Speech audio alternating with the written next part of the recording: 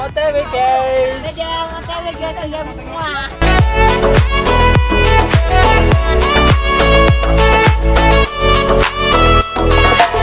Untuk lagu membawa kita, dua jiwa yang melebur jadi satu dalam kesucian cinta.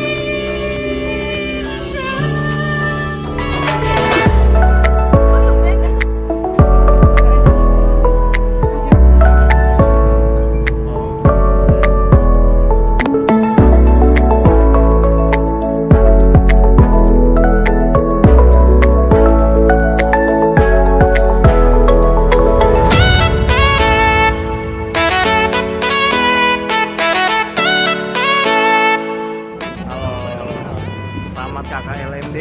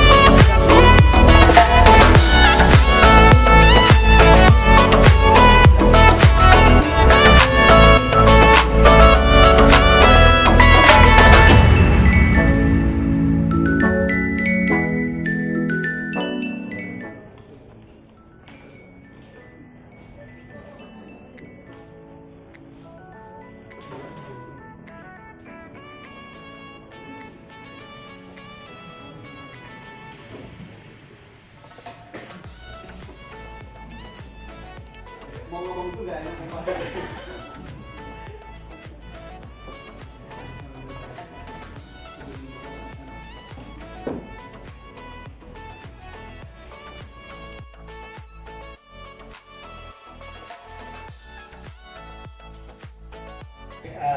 Kita mulai saja. Assalamualaikum warahmatullahi wabarakatuh. Waalaikumsalam warahmatullahi wabarakatuh. Alhamdulillah ya, kita pada pagi ini mudah-mudahan masih fresh ya, kecuali kalau pertemuannya agak sore lah. Itu udah agak mumet sedikit, ini belum kena kerjaan ya. Terima kasih ya atas kedatangan adik-adik sekalian ya, didampingi juga oleh Pak dosen ya, Pak Jundi Amin dari YIN Surakarta ya Pak ya. Bismillahirrahmanirrahim. Assalamualaikum warahmatullahi wabarakatuh.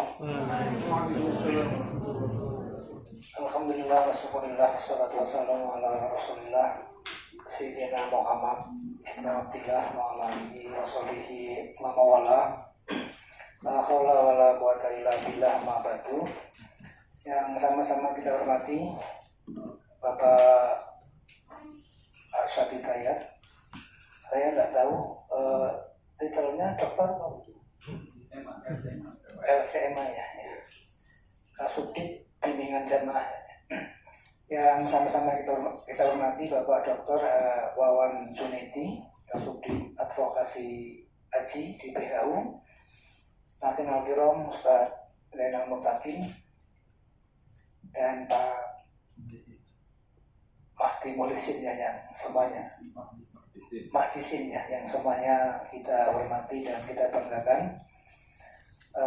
Teman-teman dosen dari YIN Surakarta dan khususnya para mahasiswa konsentrasi manajemen haji umroh YIN Surakarta yang berbahagia. Pertama-tama sudah sepantasnya dan seharusnya pada pagi hari ini kita memanjatkan puji syukur kehadirat Allah Subhanahu wa taala karena atas hidayah, inayah dan taufiknya serta insya Allah ridhonya pada pagi hari ini kita bisa berada di tempat ini insya Allah dalam suasana sehat lahir dan batin.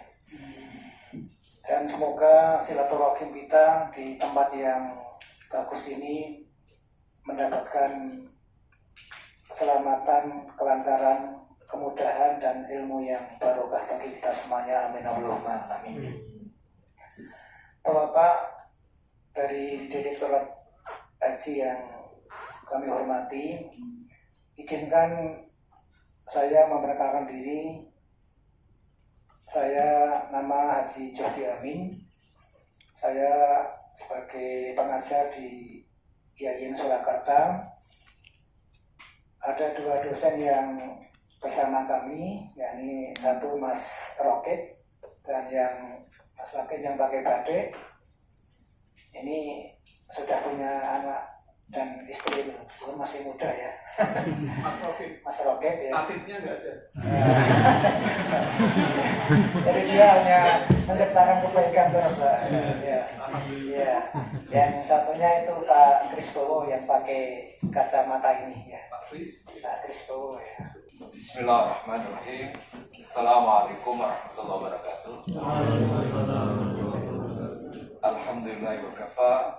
Wassalatu wassalamu ala Nabi Mustafa wa ala alihi wa sahbihi ahli sidqi wal wafa. Amma ba'd. Yang sama-sama kita hormati Bapak Zuhdi Amin ya. Zuhdi, Masya Allah. Pakai J, bukan pakai Z. Sudah konversi Jawa. Karena nama ini saya agak familiar gitu ya, Zuhdi itu ya, karena ada terkait dengan Majmu'ah Zuhdi di Madinah. Jadi Zuhdi ini pemilik salah satu perusahaan akomodasi yang menyiapkan jamaah haji di Madinah. Mudah-mudahan nasibnya sama. Amin, amin, amin. Ya. Banyak juga punya bangga di Semarang. Yang kami hormati juga Bapak Rokib ya, dosen di Fakultas Dakwah ya. Kemudian Pak Krisbowo ya. Kemudian Pak Wawan Junaidi, Kasubdit Advokasi Direktorat Bina Haji. Kemudian Pak Ahmad Johari, Kasubdit Bina Petugas Haji. Nah ini yang lagi sibuk nih, urusan ngerekrut petugas haji nih beliau. Nanti kalau ada pertanyaan tugas haji silakan tanya dengan beliau nih ya.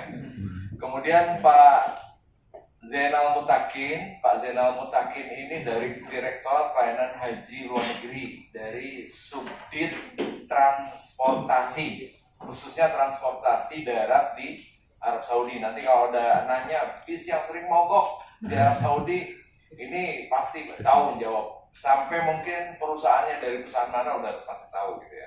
Nah, kemudian Pak Mahdisin ya dari bagian Ortala dan Kepegawaian dan Perundang-undangan ya, Direktur atau Setdirjen Haji ya. Pada kesempatan pagi hari ini, alhamdulillah kita bisa berkumpul bermuajahah di tempat yang mudah-mudahan dipenuhi dengan keberkahan ya. Jadi kami senang menerima kedatangan rombongan ya, adik-adik sekalian dalam rangka kegiatan KKN, betul ya? KKL, bukan PKL ya. KKL ya, kuliah kerja lapangan ya.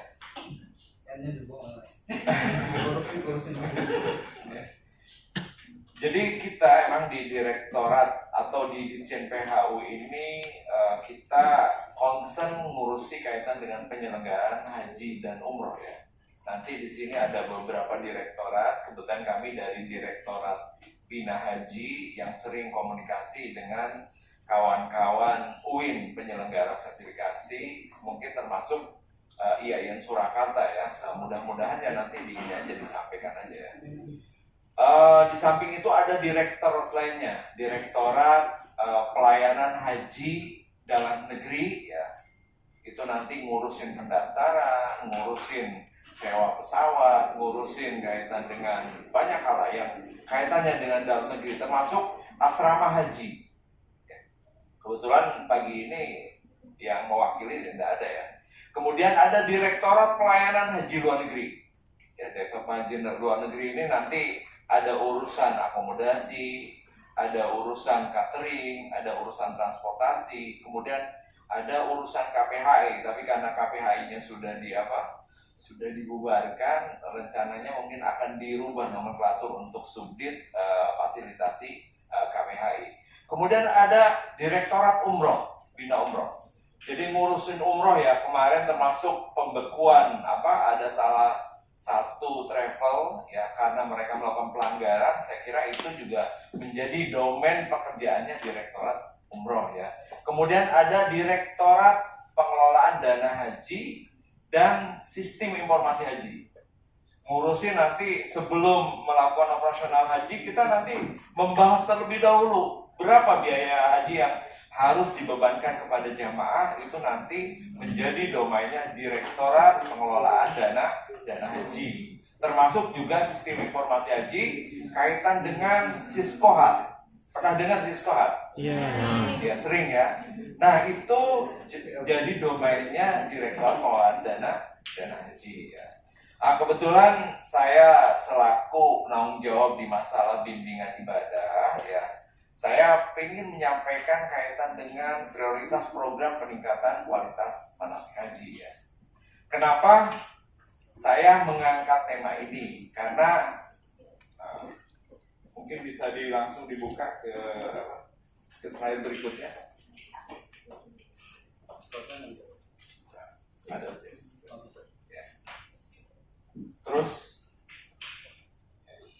jadi tahun ini sebagaimana disampaikan di dalam berbagai kesempatan, baik dalam kesempatan pertemuan resmi ataupun sertifikasi, tahun ini kita deklarasikan sebagai tahun peningkatan kualitas manasik haji.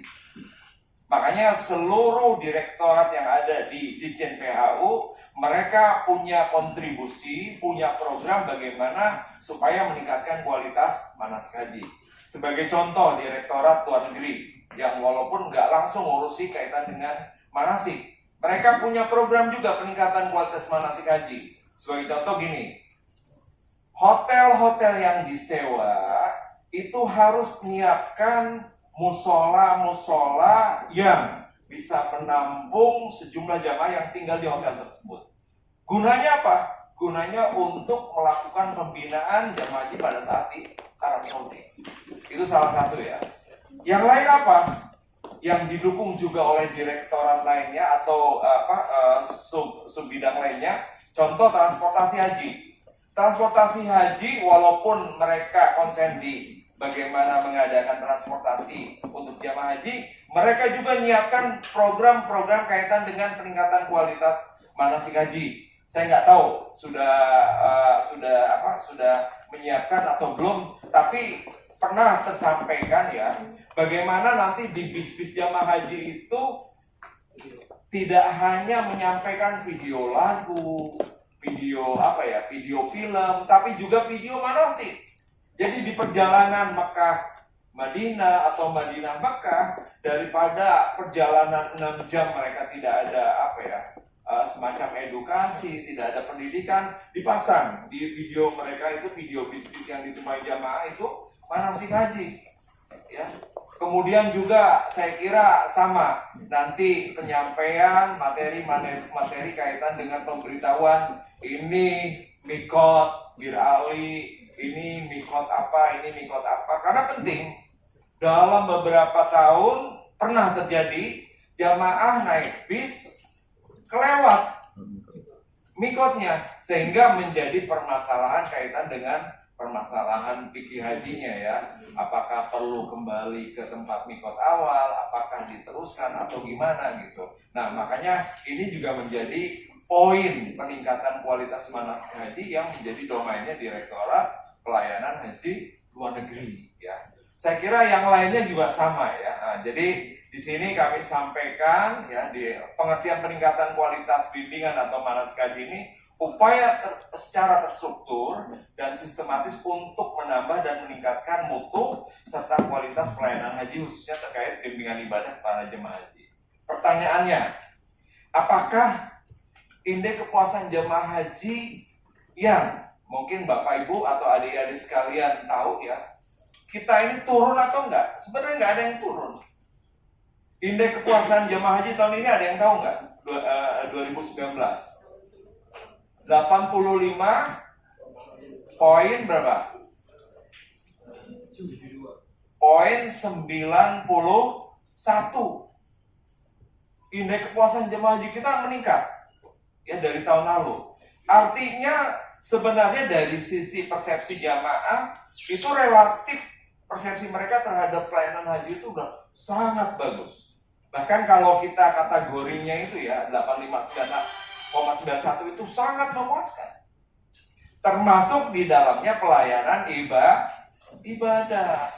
Karena kan ada yang disurvei itu ya dari jemaah haji. Pertama, gimana pelayanan hotelnya, gimana pelayanan cateringnya, gimana pelayanan petugas hajinya, gimana pelayanan ibadahnya. Itu bagus. Bahkan di atas rata-rata indeks kepuasan yang kita hasilkan ya mencapai angka 87 untuk pembimbingan ibadah atau pelayanan ibadah ini. Jadi apa? Kenapa? Poinnya kenapa kok harus ada program peningkatan kualitas manasik haji? Ini sebuah pertanyaan besar ya. Nah, setelah saya coba menangkap apa yang ingin disampaikan oleh menteri, kebetulan ini menjadi program menteri sebelumnya, sebelum turun Pak Lukman Hakim Saifuddin, saya tanya, kenapa kok harus ada program peningkatan kualitas manasik haji? Jadi ternyata survei yang ada yang melakukan BPS, Badan Pusat Statistik itu hanya fokus kepada pelayanan yang dilakukan oleh petugas bimbingan ibadah. Jadi tidak mencerminkan jamaahnya gimana ibadahnya itu belum ada surveinya sampai saat ini. Apakah jamaahnya tawafnya sempurna atau tidak? Tidak ada, tidak masuk dalam pertanyaan-pertanyaan di dalam survei.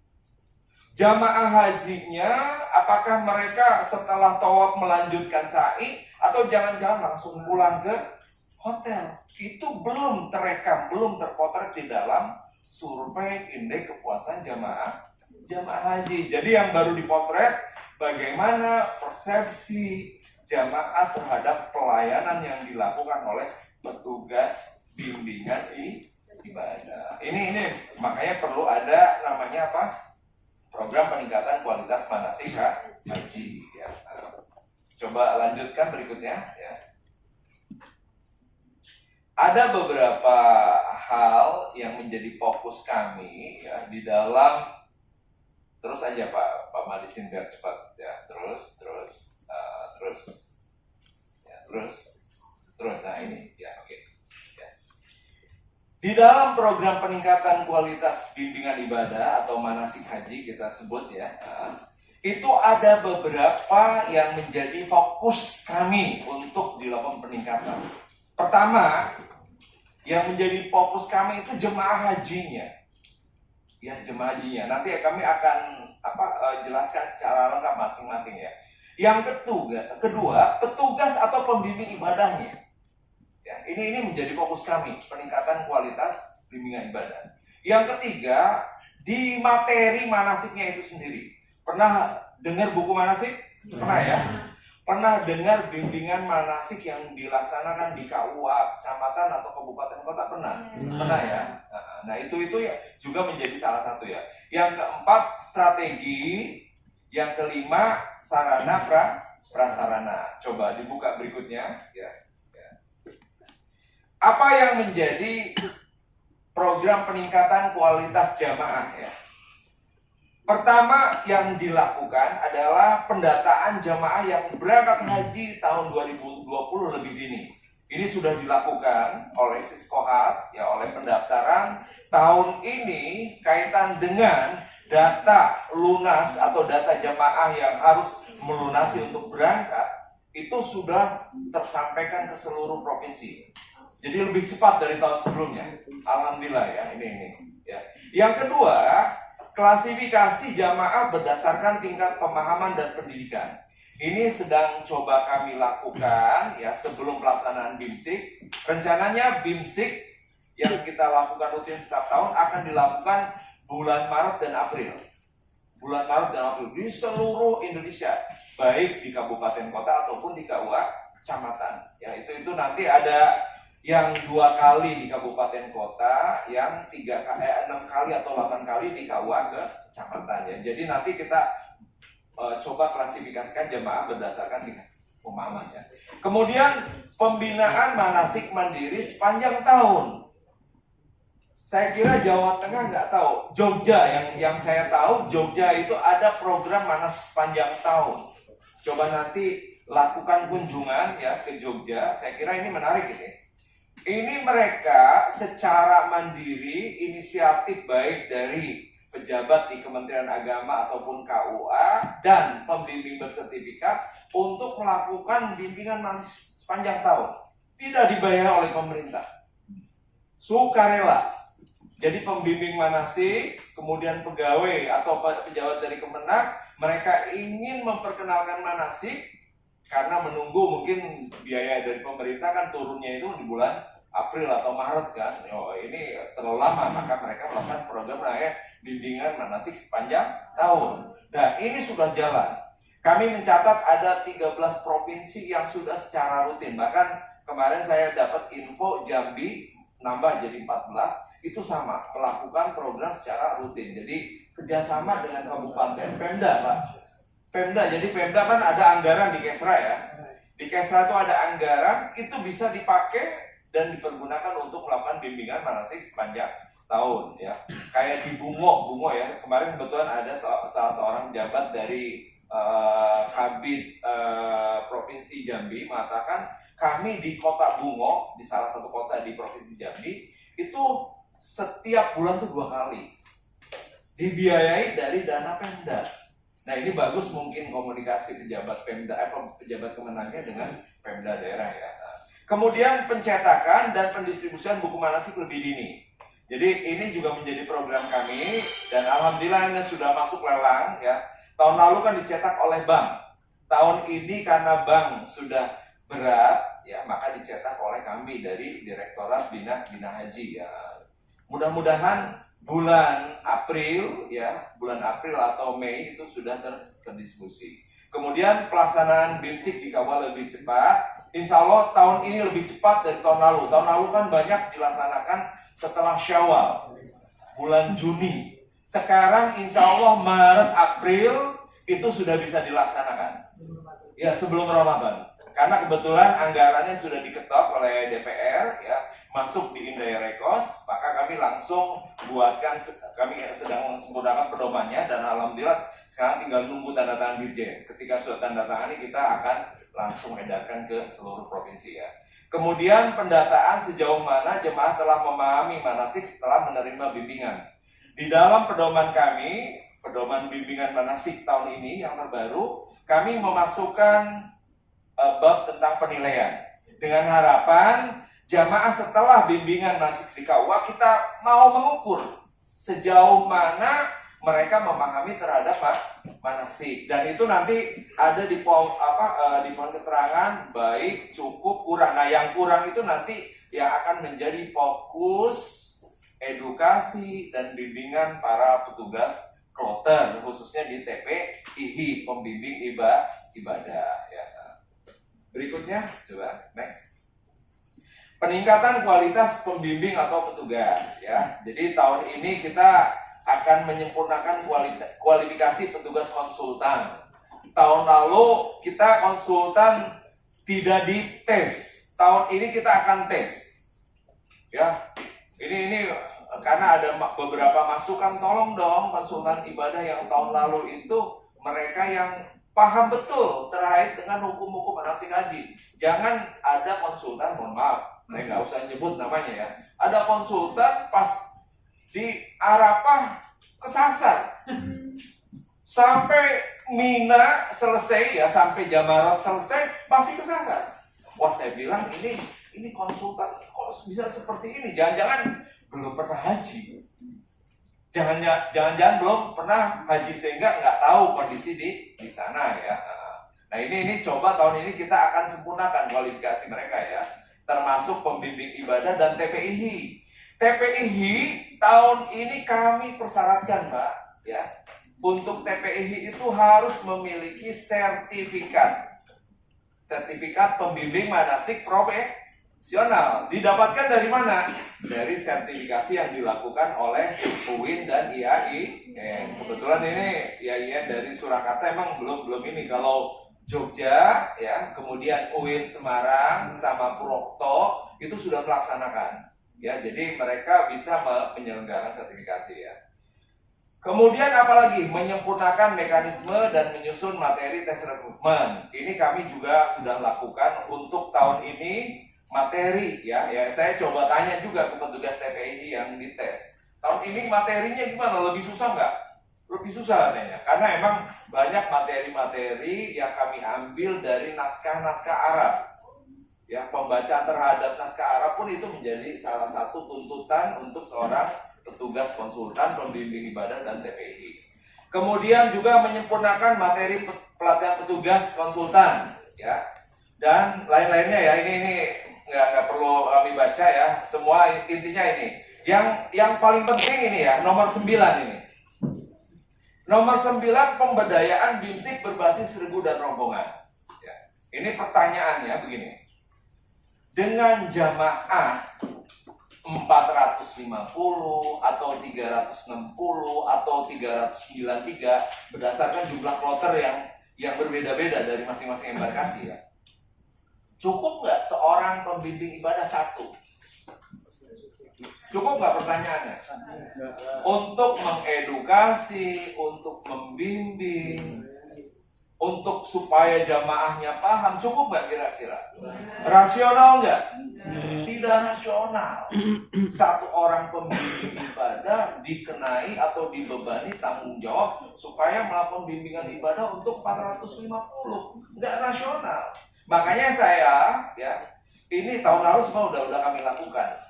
Bagaimana BIMSIK itu tidak hanya ditangani oleh TPI, tapi juga oleh ketua regu dan ketua rombongan. Regu berapa anggotanya? Regu berapa regu? 10 atau 11? Ya, regu itu jadi 10 atau 11. Rombongan berapa? 45. Coba kalau satu regu nangani seumpamanya, ya, 10 atau 11 orang, kira-kira masih mungkin nggak? Masih, ya. Ya, paling minimal gini, minimalnya jamaah yang pergi haji tahun ini dipastikan seluruh rangkaian ibadahnya itu dilakukan melalui ketua regu. Kira-kira mungkin nggak? Mungkin kan? Pas nyampe Madinah, ketua regunya nanya atau ngumpulin 10 orang paling 2 kamar. Ntar penjelasannya ada, ya. 10 orang tuh 2 kamar, dikumpulin di 1 kamar, ditanya satu-satu, Bapak Ibu sampun apa, ya? Kok sampun? Sudah melaksanakan arba'in belum di Madinah? Ya, pertanyaannya sudah belum? Sudah, di checklist. Di buku buku saku itu ada. Kita checklist setiap halaman terakhir tuh 10 kosong itu. Itu hanya nulis untuk anggota regu. Sampun sudah di checklist.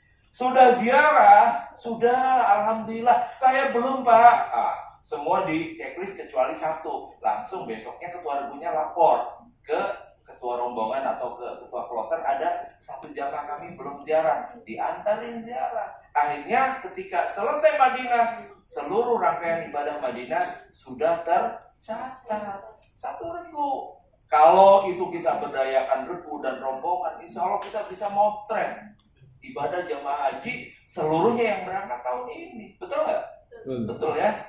Ini nanti juga menjadi bahan adik-adik sekalian kaitan dengan masalah program apa yang kita ingin lakukan ini, termasuk pemberdayaan bimbingan manasik berbasis regu dan rombongan. Jadi nanti ketua kloter selesai pelaksanaan ibadah haji dengan PD lapor ke kabin haji atau ke kepala kanwil, alhamdulillah Pak, jamaah haji kami yang jumlahnya 450, 445 melaksanakan seluruhnya rangkaian ibadah, ada 5 orang itu dibadal hajikan. Luar biasa, kan? Kita kan yang penting ini sekarang kan ibadahnya. Akomodasinya udah bintang 3, bintang 4, betul nggak? Nggak ada yang kecewa. Coba adik-adik sekalian, kalau setelah pulang haji lakukan survei aja, survei secara acak aja. Bapak Ibu, gimana pelayanan jamaah haji tahun ini? Hotelnya gimana? Oh, alhamdulillah bagus banget. Gimana bisnya? Alhamdulillah bagus banget. Gimana cateringnya? Cateringnya sudah catering Banyumasan. Ada yang dari Banyumas kan? Nah, seumpamanya ada tempe mendoan. Nah, seumpamanya ya. Di sini nggak ada sih anggota dari catering ya. Tempe itu sangat mungkin sekarang karena ada pabrik tempe di Jeddah itu.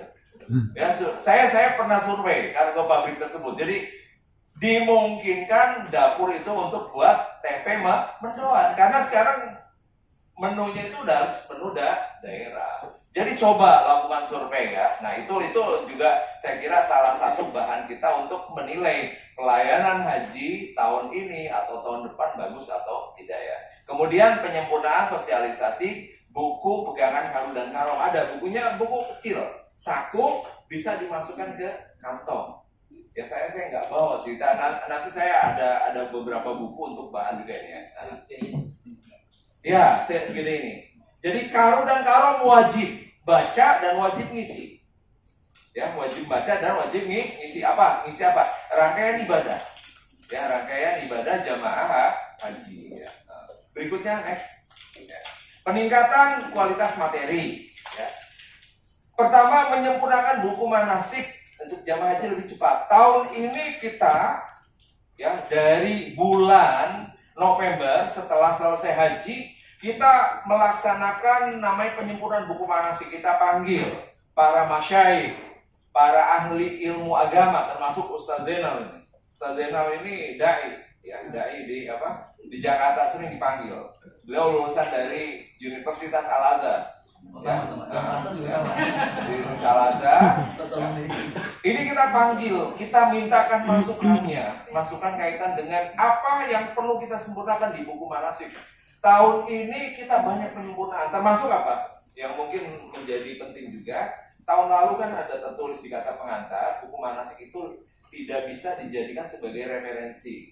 Nah, tahun ini silahkan kalau nanti mau nulis, seumpamanya apa ya? Skripsi, tesis, disertasi, mencantumkan seumpamanya referensinya apa? Buku manasik haji Kementerian Agama halaman sekian. Itu sudah sah secara hukum. Karena apa? Sudah semuanya punya referensi. Referensinya tidak tanggung-tanggung. Kita periode tahun ya 400 Hijriah ya, yang masih mungkin 4 abad setelah Rasul ya, 4 abad setelah Rasul wafat, itu ada masuk juga ya. Jadi silahkan dipakai sebagai referensi ya. Dan mudah-mudahan ini juga memperbaiki pertanyaan karena setiap tahun ini banyak permasalahan. Contoh gini. Masih ada jamaah haji dari KBIH tertentu di Jawa Timur yang mempertanyakan mabit di Mina Jadid. Pernah dengar nggak mabit di Mina Jadid? Pernah dengar nggak? Pernah ya? Kan di Mina itu ya ada Mina lama, ada Mina jadi. Mina lama itu Mina syar'i. Secara hukum memang Rasul dulu mensyaratkan mabit itu di Mina itu. Cuma karena Mina itu kan apa ya? Mahduda itu sangat terbatas sekali. Ma baina al-jabalain, ya tempat di antara dua gunung itu udah sangat terbatas. Maka perlu diperluas. Kenapa? Kuotanya setiap tahun meningkat. Nah, Mina Jadid secara geografis itu masuk wilayah apa? Musdalifah. Orang tanggal 10 malam atau 9 malam, tanggal 10 dini hari tinggal di situ itu dihukumi mabit di Musdalifah. Tapi ketika dia tinggal di situ malam ke-11, malam ke-12 di tempat yang sama, itu dihukumi mabit di Mina. Paham? Jangan masih bingung ini. Ya. Saya ngasih ini ya, supaya adik-adik sekalian juga punya ini, punya pemahaman terkait dengan Mina Jadid ya. Jadi Mina karena terbatas perlu diperluas. Dan diperluas itu ke arah Musdalifah. Ya, ke arah Musdalifah. Pemekaran, betul. Orang dari Arafah itu ada yang langsung ke Muzdalifah, yang dimana di situ itu ya Muzdalifah yang tanggal 11, tanggal 12 itu menjadi Mina. Jadi satu tempat punya dua status hukum. Itu KBIH dari Jawa Timur ya, nggak usah nyebutin saya. Itu nggak mau mabit di situ, nggak mau. Karena secara hukum katanya saya kalau mabit di sini, saya masih mabit di Muzdalifah. Betul, secara geografis itu Muzdalifah, tapi secara hukum sebenarnya itu sudah menjadi Mina. Ada fatwa dari Arab Saudi, ada juga keterangan yang menjelaskan bahwa mabit di situ secara hukum sah, mabit Mina, artinya tidak perlu membayar dam. Nah itu kami coba masukkan dalam penyempurnaan buku manasik kaitan dengan penjelasan itu supaya apa? Supaya tidak ada lagi orang berselisih di masalah mabit di Mina jadi. Itu ya salah satu materi ya. Saya kira banyak materi-materi lain yang kita masukkan dalam penyempurnaan buku manasik ya. Kemudian menyusun materi manasik yang lebih simpel dan mudah dipahami. Tahun ini juga kita coba redaksinya kita sempurnakan karena kita juga manggil salah seorang pakar bahasa ya, Pak siapa namanya dari UIN? Pak Helmi ya, Pak Helmi Hidayat. Kebetulan beliau itu emang dulu dari jurnalis, kemudian kita libatkan juga di dalam penyempurnaan buku manasik. Bahasanya itu sangat bagus gitu ya. Kemudian mengkompilasi materi fikih haji yang sering dipertanyakan. Nah ini kita coba masukkan juga di dalam penyempurnaan buku manasik. Menyusun video tutorial, menyusun infografis, ini sedang kami lakukan nih. Kita ingin juga membuat namanya infografis alur ibadah jamaah haji gelombang 1 dengan infografis alur jamaah haji gelombang 2. Supaya apa? Supaya ketika baca itu jamaah udah paham. Saya gelombang 1 ngapain aja? Gini ya. Gelombang 2 ngapain aja? Gini ya, sampai selesai ya. Kemudian mengangkat tema rukhsah. Ini penting ini. Kami coba, sekarang kan jamaah itu tidak ada yang banyak ya, maksudnya banyak yang tua. Dihitung berdasarkan data dari Kementerian Kesehatan, lebih dari 60% jamaah haji kita itu lansia. Kalau lansia kan terbatas, nggak bisa dipaksakan kalau sakit, punya penyakit tuh harus lari-lari, harus menyempurnakan yang sunnah-sunnah, enggak. Makanya kita angkat tema rukhsah kaitan haji. Contoh begini. Ini penting juga, mungkin bahan sosialisasi adik-adik kalau nanti menjelaskan ya. Contoh gini, jamaah banyak yang tinggal di namanya Mina Jadid. Mina Jadid itu jamaahnya itu 9 maktab. 9 maktab itu kali 3.000, 27.000 jamaah haji kita tinggal di Mina Jadid. Ada permasalahan yang akan mereka hadapi kaitan dengan melontar jumroh. Jarak Mina Jadid ke Jamarot itu total pulang pergi itu PP itu 12 sampai 14 kilo. 12 sampai 14 kilo. Jalan capek nggak kira-kira? Saya nggak yakin nih, yang muda-muda pun belum tentu kuat. Betul nggak? 12 sampai 14 kilo ya. 12-14 kilo dan cuaca di sana panas. Harus ada pilihan hukum buat jamaah yang mayoritas lansia itu, bagaimana buat mereka melaksanakan lontar jumrohnya.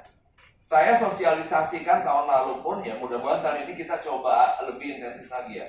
Orang tua yang kira-kira ya Pak Khotistaba kalau seumpamanya dianggap mereka tidak mampu dari awal, TPI nyampaikan, ini jaraknya 14 kilo. Kalau ditempuh jalan kaki lumayan, sangat capek. Kalau lihat kondisi Bapak, Ibu kayaknya nggak kuat. Ya, dengan kondisi seumpamanya penyakit jantung, penyakit diabetes. Saya sarankan Bapak Ibu mewakilkan saja untuk melontar jumrohnya ke kami, TPI. Atau ke orang muda. Ini ada ketua kloternya masih energik, udah dihajar tanpa harus dipungut biaya. Nah itu bagaimana hukumnya? Sah, tidak ada masalah. Nah ini coba kita angkat di dalam masalah rukhsah. Jadi ibadah hajinya tetap lancar, nyaman, dan sah secara hukum. Nah ini kita angkat ya, jadi ngangkat tema rukhsah. Jadi kita kemarin juga sudah bicara haji lansia, jamaah sakit, uzur, bahkan ya kita ngangkat juga di dalam kemarin diskusi haji itu apa namanya Pak Jenderal? Muzakarah haji, fikih haji disabilitas. Ini penting karena sudah ada undang-undang kaitan dengan disabilitas, penyandang disabilitas. Kita haji perlu ngerespon. Fikih hajinya gimana? Fikih hajinya pun harus ada. Ya, kita diskusikan di dalam muzakarah tersebut dan alhamdulillah sudah ada poin-poin. Kita secara prinsip sudah sangat istilahnya sudah sangat respon terhadap ini. Cuma emang fasilitas yang disiapkan di Arab Saudi belum seluruhnya mendukung terhadap jamaah-jamaah penyandang disabilitas ya. Kemudian yang terakhir ini al-omni ya, cita-cita kami ya. Kami juga ingin membuat namanya fikih maqasid haji. Fikih maqasid haji. Jadi fikih maqasid haji ini akan lebih jauh maju lagi. Karena semuanya akan ditinjau dari sisi maqasid.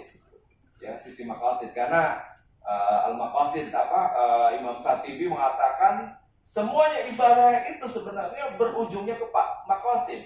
Hifdzun nasal, kemudian hifdzul akal, hifdzul badan. Jadi kelima, menjaga jiwa, menjaga apa, itu kembalinya ke sana ya. Nah, jadi ini juga salah satu program yang kami akan coba angkat di dalam peningkatan kualitas materi. Next, ya. Program peningkatan kualitas strategi, ya. Jadi merumuskan strategi pembelajaran dan bimbingan manasik untuk jemaah haji, ya. Jadi kemudian juga merumuskan strategi pembelajaran untuk petugas TPID, merumuskan strategi pembelajaran untuk PPA Kloter, termasuk juga merumuskan strategi pembelajaran konsultan ibadah. Jadi nanti ini buku nanti mungkin kami akan coba serahkan ke Bapak ya. Isinya kaitan dengan pembelajaran TPID, PPIH Kloter, konsultan ibadah, sampai juga bagaimana kiat meraih mabrur ya, termasuk juga buku fikih haji Pak. Buku fikih haji ya. Nah, kemudian merumuskan strategi pembelajaran konsultan ibadah, yang terakhir merumuskan strategi pembelajaran pembimbing jemaah ibadah uzur atau piju ya. Mungkin adik-adik sekalian istilah piju ini belum begitu familiar ya. Kalau konsultan pernah dengar ya? Konsultan ibadah ya. TPIH pernah dengar nggak pembimbing ibadah? Pernah ya. Kemudian TPIH, TPHI pernah ya. Non-kloter pernah dengar kan? Piju pernah dengar nggak? Belum. Jadi gini, Piju itu petugas yang kami rekrut dari unsur mahasiswa, yang kebetulan yang kita rekrut unsur mahasiswa Timur Tengah, karena kalau Indonesia kejauhan ya, Timur Tengah, dari Mesir, dari Syria, kemudian dari Sudan, dari Maroko, dari Aljazair, yang mereka sedang istilahnya belajar agama. Nah, kita rekrut menjadi petugas namanya tenaga musiman. Tenaga musiman. Nah, beberapa di antara mereka kami tunjuk sebagai piju, pembimbing ibadah jamaah uzur. Tugasnya apa? Tugas mereka melakukan bimbingan buat jamaah-jamaah kita yang sedang sakit dan dirawat di rumah sakit. Baik rumah sakit yang ada di Arab Saudi, rumah sakit Arab Saudi, ataupun rumah sakit yang punya kita, atau kita sebutnya Klinik Kesehatan Haji Indonesia KKHI. Nah itu mereka tugasnya apa? Setiap hari ya, jamaah-jamaah yang sakit itu mereka lakukan edukasi bimbingan, cerita kaitan dengan kesabaran, cerita kaitan dengan masalah haji, banyak hal diceritakan, disampaikan kepada para jamaah yang sakit. Dan termasuk juga mereka memastikan ibadah jamaah yang sakit tersebut semuanya sudah terlaksana dengan baik. Kalau saya sholat, ya nanya kan jamaahnya, Mas gimana sholatnya? Saya kan sakit, gak mungkin berdiri. Nanti ibu bisa sambil duduk, kalau nggak bisa duduk sambil tidur. Kalau nggak bisa, seumpamanya tidur gerak juga pakai mata. Kalau nggak bisa mata gerak, ya meninggal. Ya, nah itu yang punya tugas menjelaskan ya secara hukum itu para bicu. Ya itu kebetulan saat ini memang kami rekrut baru dari mahasiswa Timur Tengah, ya mahasiswa Timur Tengah. Jadi mahasiswa yang kebetulan itu tidak kami biayai juga untuk pulang perginya itu, mereka tiket sendiri, cuma mereka terima honor doang. Ya ini Pak Zainal mantan temus nih, ya temus juga dulu sekolah di Al Azhar, kemudian naik kapal laut, ya cerita kapal laut itu, sampai di Jeddah, kemudian mereka melaksanakan tugas. Ya. Next. Yang kelima program peningkatan kualitas sarana dan prasarana ibadah atau sarana prasarana manasik ya. Apa aja? Meningkatkan anggaran SBSN untuk pembangunan gedung pertemuan manasik haji. Jadi SBSN surat berharga, apa namanya SBSN itu? Surat berharga. Jadi kayak model anggaran yang digelontorkan oleh negara. Kan sekarang kan asrama haji banyak dibangun, betul ya? Kecuali asrama haji Solo nih. Kenapa asrama haji Solo nggak dibangun? Coba apa pertanyaannya? Karena bukan milik Kementerian Agama. Kalau milik Kementerian Agama saja, ya kayak asrama haji Yogyakarta, asrama haji Sukolilo, Surabaya, asrama haji Bekasi, itu kita ada namanya dana SBSN untuk restrukturisasi untuk bangun. Karena punya Pemda, jadi kita sewa. Kita mau bangun di bangunan orang, sah nggak? Enggak ya, jadi permasalahan hukum ya. Nah, nanti tugasnya ini nih menyampaikan kalau mau dibangun ya diserahkan ke Kementerian Agama ya. Nah, kita tingkatkan anggaran SBSN untuk pembangunan gedung pertemuan manasik di KUA. Jadi ada sekarang sebagai KUA itu ada gedung pertemuan manasik haji. Nanti coba dilihat di Solo, saya nggak tahu ya sudah ada belum yang mendapatkan bantuan gedung pertemuan untuk manasik haji di KUA. Iya, yang kecamatan. Itu salah satu juga upaya bagaimana meningkatkan kualitas sarana prasarana manasik. Kemudian yang kedua, menstandarkan sarana pramanasik BIMSIK di kecamatan bimbingan manasik ya. Menstandarkan alat BIMSIK, tugas konsultan, ibadah dan TPI. Ya. Yang keempat, menstandarkan gedung pertemuan di hotel-hotel jamaah. Ini pernah kami sampaikan ke kawan-kawan yang kebetulan sekarang sedang berada di Arab Saudi yang sedang menyiapkan hotel. Tolong dong hotel yang disewa di Mekah itu tidak hanya hotel tempat tidur doang. Disiapkan juga musolanya, disiapkan juga mic-nya. Karena nanti kami, para jamaah haji akan mempergunakan tempat itu untuk edukasi dan bimbingan jamaah. Ya, nah ini jadi tugasnya nanti Direktorat Pelayanan Haji Luar Negeri. Sama di Madinah juga, karena Madinah tahun lalu nggak ada tuh. Tahun ini kita minta supaya disiapkan tempat, ya pertemuan, mau tempat makan, mau apa, yang penting ada tempat pertemuan ya. Kemudian mengadakan CD tutorial untuk setiap jemaah haji, peningkatan kualitas kain ihram. Tahun ini katanya sudah disampaikan ya Direktorat Pelayanan Haji Dalam Negeri kepada pihak maskapai, pihak bank, tolong ditingkatkan ya. Kemudian peningkatan kualitas buku manasik haji, kemudian BPS menggandakan brosur urutan-urutan pelaksanaan ibadah haji ya. Jadi saya kira itu sekelumit tentang roadmap lah sekarang itu istilahnya ya, roadmap peningkatan kualitas manasik haji. Saya nggak cantumkan tanggal-tanggal dan tahunnya, sebenarnya kalau yang lebih lengkap saya cantumkan. Cuma mungkin itu untuk keperluan kami, internal kami ya. Tapi untuk adik-adik sekalian saya kira ini sudah cukup ya. Apa yang menjadi program bimbingan ibadah sekarang, besok dan ke depan, inilah masuk di dalam roadmap peningkatan kualitas manasik haji. Demikian yang bisa kami sampaikan, mudah-mudahan bermanfaat. Saya kira nanti kalau ada kesempatan bisa dibuka tanya jawab. Kami kembalikan lagi kepada Pak Mahdisin. Assalamualaikum warahmatullahi wabarakatuh. Baik, terima kasih Pak Ustadz Hidayat ya, yang sudah memaparkan ya gambar dan tugas seluruhnya tentang bimbingan manasik ya. Nah, Sekarang kita dengarkan selanjutnya adalah bagaimana sih sebetulnya perhajian di Indonesia itu dikelola, struktur di pusatnya seperti apa sampai tingkat daerah, paling struktur di pusatnya seperti ada apa aja sih ya, agar tidak dalam awang-awang ya, dalam angan-angan ya. Nanti akan dipaparkan oleh Pak Zainal Mutakin ya.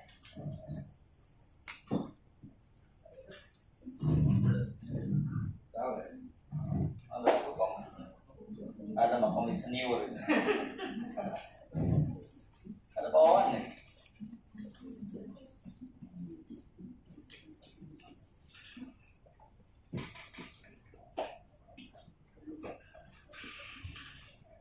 Bawaan saya izin dulu.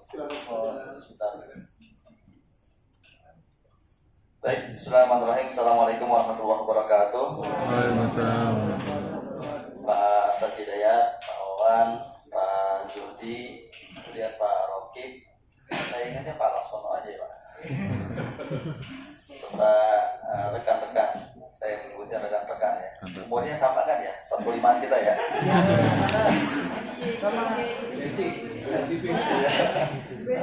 Rekan-rekan sekalian, ya, saya juga ngajar di kampus, kadang manggil teman-teman juga teman-rekan sekalian yang saya hormati.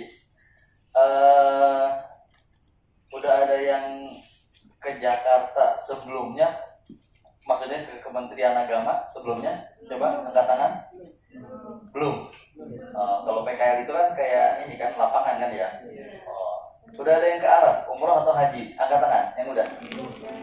Yang udah coba angkat tangan. Bukan ke Semarang, maksudnya ke Arab. Mana coba angkat tangan, nggak apa-apa. Galia ini Galia. Yang haji atau umroh, coba. Diri nak. Diri deh. Coba diri. Ini apa? Umroh. Terus umroh. Gelarnya apa sekarang? Ustaz. Nanti lulus dari kampus, cita-citanya mau jadi apa? Apa? Beli travel. Iya, sarjana gelarnya apa? Sarjana sosial. Iya. Sosial? Sampai belajar agama nggak? Belajar agama kan? Oh, Sudin kan? Oh, sosial. Dakwah. Iya. Sosial banget ini. Sosialitas. Enggak ada I-nya. SOS enggak ada. SOS saja. Kalau nggak ada S-nya apalagi dari sos aja, itu buat pembersih lantai itu kan.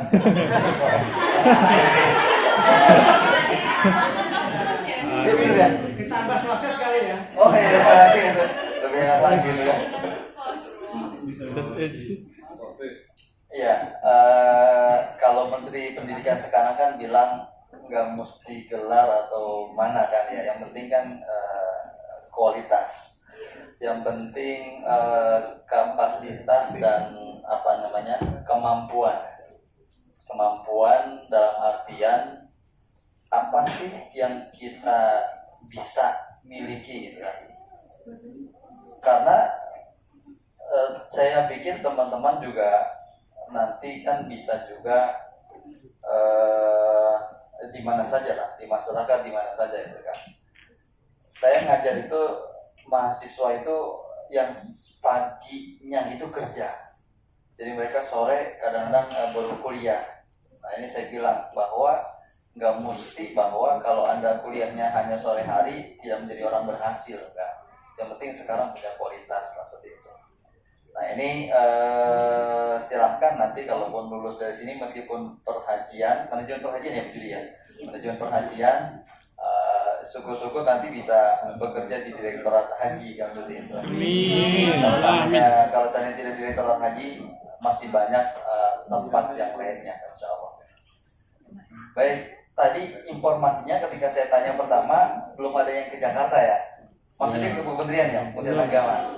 Nah jadi karena ini lapangan, saya ingin sampaikan pusat Kementerian Agama di sini. Ini Pak Menterinya di sini, di lantai 2. Ada yang mau ke lantai 2, nanti ada Pak Menteri di situ. Pak Menteri, Wakil Menteri lantai 2. Ini ada 8 lantai gedung ini. Lantai 1 sampai lantai 5 maaf, sampai 1 sampai lantai 4 itu punya sekretaris jenderal. Jadi di Kementerian Agama itu ada sekretaris jenderal, Pak Sekjen. Nah itu kemudian sama ada biro-biro namanya, ada biro Ortala, biro perencanaan, biro hukum, biro keuangan, itu di lantai 1 sampai lantai 4. Nah lantai 5 ini lantai 5 kan? Iya. Nah ini lantai 5 ini Pak Dirjen Haji, Profesor Dr. Nizar.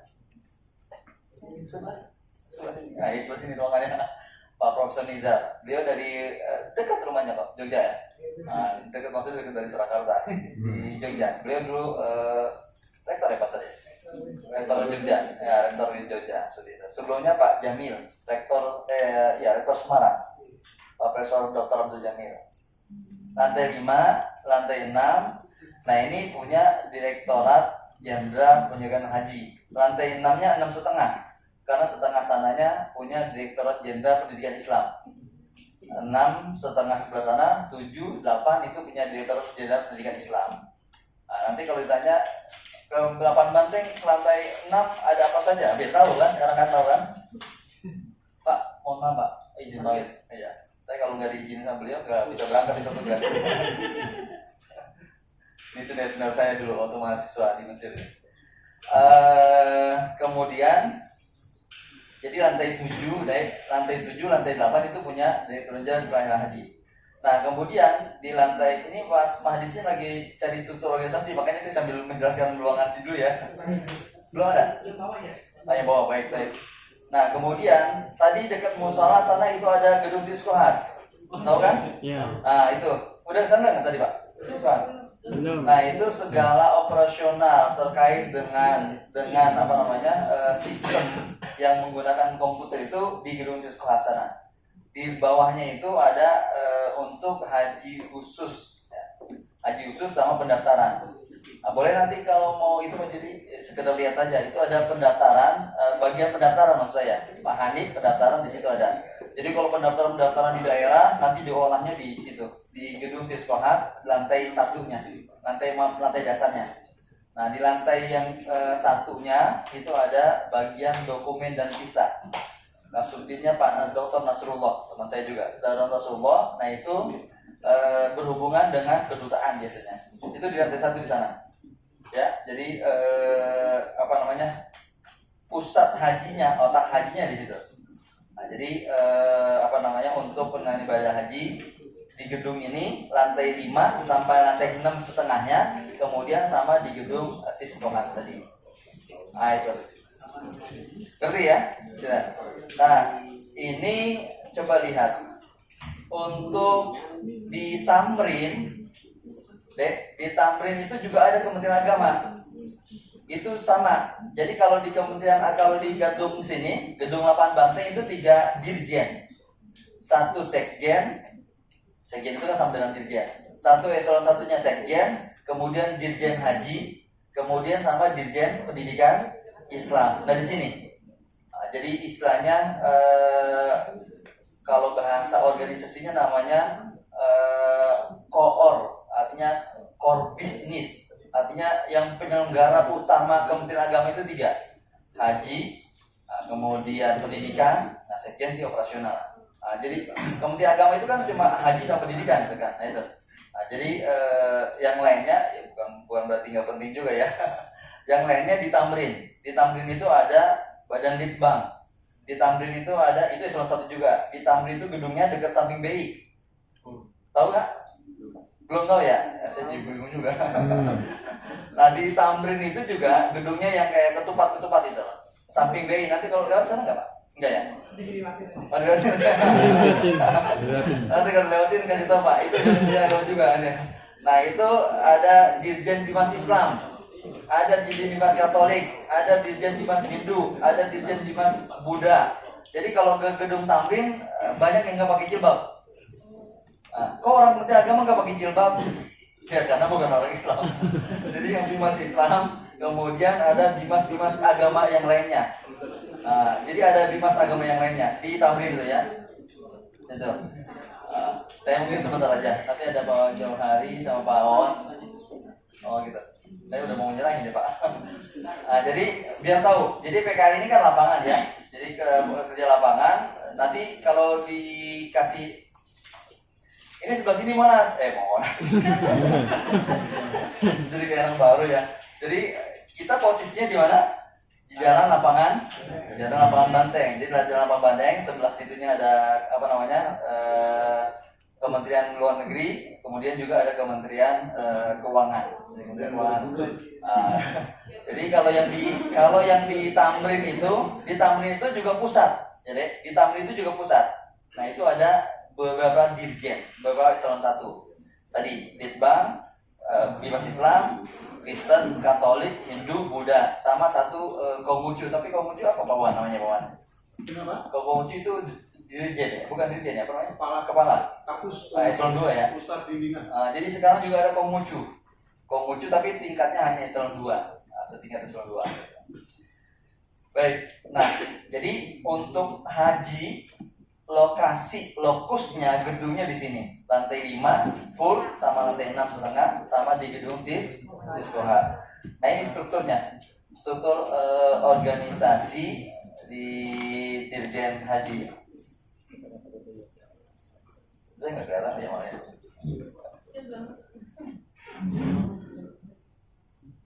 Baik. Duduk sini gue nih.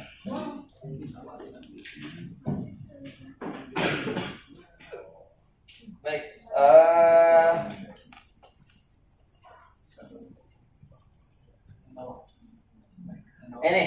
Ini struktur organisasinya ya.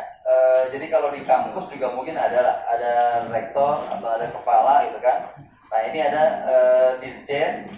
Nah, dirjen ini tadi saya sudah sampaikan. Nah, sekretaris itu atau sekretariat.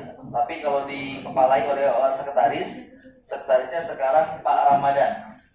Pak Ramadan ini ada eselon 2, eselon 3-nya ada bagian umum, bagian keuangan, bagian organisasi, kemudian juga ada bagian ini yang baru ya. Ada bagian perencanaan seperti itu. Kemudian bawah deh. Lanjut next. Kemudian untuk Direktorat Bina Haji. Jadi untuk di haji, biar Anda paham semuanya, di haji itu yang mengelola penyelenggaraan ibadah haji, sekretaris itu sebagai supporting, sebagai pendukung semua. Karena antara satu direktorat dengan direktorat yang lainnya tidak bisa sendiri-sendiri, pasti akan terkait. Kalau di pendidikan mungkin beda ya. Kalau di pendidikan, direktur madrasah ngurusin madrasah. Kalau direktur perguruan tinggi ya ngurusin perguruan tinggi gitu kan.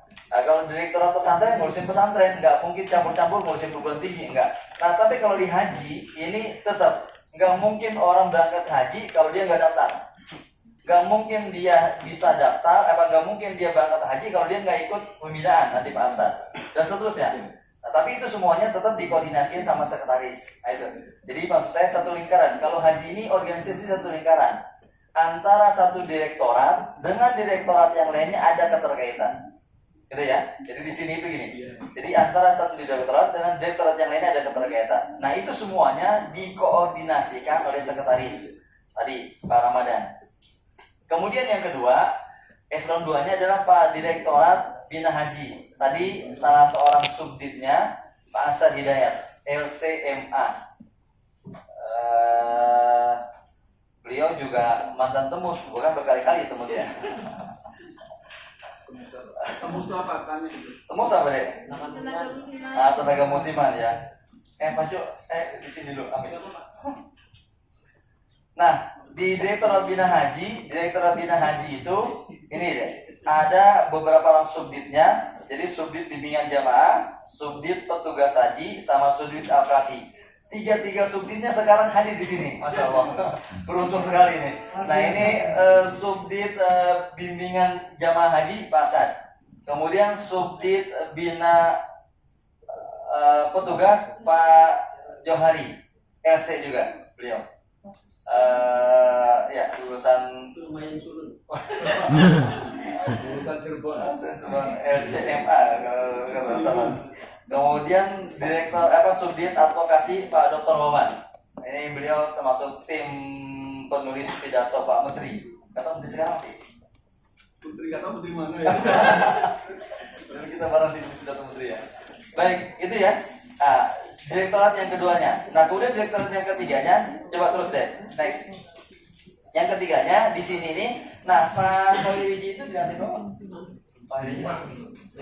Nih, yang untuk direktorat bina haji di lantai sini. Nah, itu ya. Jadi di lantai sini Pak Dirjen, direktorat bina haji, kemudian tadi sekretaris 3 orang ya. Kemudian yang ketiganya adalah direktorat pelayanan haji dalam negeri. Direkturnya sekarang Pak Dr. Muhajirin Yanis. Dr. Muhajirin Yanis. Eselon 3-nya ada 4. Subdit, pendaftaran dan pembataran haji reguler. Ini saya kurang kelihatan. Tadi saya bilang subdit pendaftaran di gedung Siswahat, ya nak, tempatnya di gedung Siswahat sana. Itu di lantai 1, lantai dasar. Itu kasubditnya Pak Hanif. Kemudian subdit dokumen dan pelengkapan haji reguler. Itu di lantai 1. Kasubditnya Pak Nasrullah. Nah, itu di sana. Kemudian subdit asrama haji di lantai 6. Kasubditnya Pak Artanto ya. Arianto. Di lantai 6 naik lift sini, sebelah belok ke arah kanan sini itu ada subdit asrama haji. Nanti kalau mau ngajuin buat asrama haji dan Pak Arianto, Pak. Kemudian subdit transportasi dan perlindungan jamaah haji reguler. Nah, itu Pak subditnya Pak Nur Khalis. Lanjut. Kemudian yang keempat ya, direktorat pelayanan haji luar negeri. Nah, direktorat pelayanan haji luar negeri di lantai 6. Kalau ada yang pengen keluar negeri, boleh. Silahkan. Lantai 6. Ini sekarang nggak ada semuanya. Orangnya di direktorat pelayanan luar negeri nggak ada. Yang subdit akomodasi itu khusus untuk nyiapin hotel jamaah haji. Ini dulu mantan semuanya nih. Pak Hasan dulu catering, Pak Hasan juga akomodasi dulu orang luar negeri. Pak Johari juga sama. Jadi Pak Hasan sama Pak Johari ini pernah tinggal di Mekah, di Jeddah, di Saudi selama 4 tahun. Nah, jadi kalau beliau ini dulu pernah tinggal di Jeddah selama Pak Hasan pernah 4 tahun atau 3 tahun setengah, Pak Johari pernah 4 tahun 5 tahun ya Pak? 4 tahun. Nah, jadi pernah jadi konsul haji. Jadi organisasi haji itu selain di Indonesia ada juga di luar negeri. Kalau ada yang pengen ke sana boleh. Lumayan itu. Pengalamannya banyak lah seperti itu. Kemudian ada subdit catering, ngurusin makan, tadi sudah jelas pasar, subdit transportasi, saya di situ, subdit transportasi, kemudian subdit fasilitasi komisi pengawasan haji. Lanjut. Kemudian bina umroh dan haji khusus. Yang kelima, bina umroh dan haji khusus. Ini strukturnya bina umroh dan haji khusus.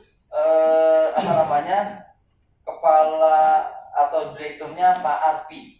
Ya, direkturnya Pak Arpi. Beliau di lantai 6. Beliau di lantai 6. Ada 3 subditnya. Lanjut. Selanjutnya pengelolaan dana haji. Sekarang eselon 2-nya Pak Maman. Direktorat pengelolaan dana haji, ngurusin uang, Pak Maman. Eselon 3-nya ada 3 orang. Lanjut. Sudah ya? Selesai. Nah ini, jadi lantai 5, lantai 6 ini semua yang mengelola tentang haji di lantai 5 sama di lantai 6. Ada di gedung Siswahat, itu terkait dengan tadi dokumen, pendaftaran, sama kemudian sistem komunikasi haji. Baik, itu barangkali sekilas tentang struktur organisasi di haji. Sudah jam 10. Mungkin nanti ada materi dari Pak Johari atau Pak Wawan, ada tambahan. Karena sebelah harus sudah jalan. Nah, terima kasih. Mohon maaf. Assalamualaikum warahmatullahi wabarakatuh.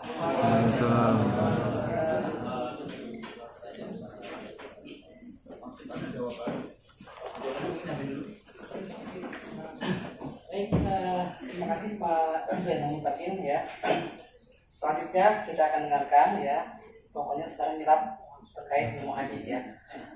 Dari Pak Jauhari tentang organisasi layanan jemaah haji ya tahun ini bagaimana? Silakan Pak Jauhari. Assalamualaikum warahmatullahi wabarakatuh. Waalaikumsalam. Bismillahirrahmanirrahim. Wassalatu wassalamu ala Rasulillah wa ala alihi wa ashabihi wa mawalah la haula wala quwwata illa billah amma ba'd. Yang sama-sama kita hormati ketua rombongan dari Karong Delegasi Mahasiswa Universitas Islam Negeri Raden Mas Sahid. Raden Mas Sahid ya. Cuman belum ini ya. Win Masih RMS. menggunakan nomenklatur YIN Surakarta. Win Ramas. Nanti salam buat Pak Rektor ya. Insyaallah. Oh. Kebetulan dulu itu satu kelas cuma beda nasib aja. Waktu di Jogja, di Madrasah Aliyah Jogja. Serta dosen yang mendampingi dan teman-teman dari mahasiswa adik-adik. Alhamdulillah pada pagi hari ini kita diberi kesempatan untuk bertatap muka, sharing informasi terkait dengan penyelenggaraan ibadah haji. Kalau tadi saya dengar ini teman-teman dari manajemen haji dan umroh, artinya tentu ilmu-ilmu yang dipelajari di sana adalah bagaimana kemudian mengelola penyelenggaraan ibadah haji dan umroh. Nah, kalau kita berbicara terkait dengan pengelolaan ibadah haji dan umroh, maka rujukannya ya kembalinya kepada Undang-Undang 8 tahun 2019. Kalau sebelum tahun 2019 itu kita menggunakan Undang-Undang 13 tahun 2008. Nah, sementara terhitung mulai 29 April 2019 Undang-Undang 13 itu sudah dirubah menjadi Undang-Undang 8 2019. Nah, disitulah sebenarnya manajemen dari penyelenggaraan ibadah haji.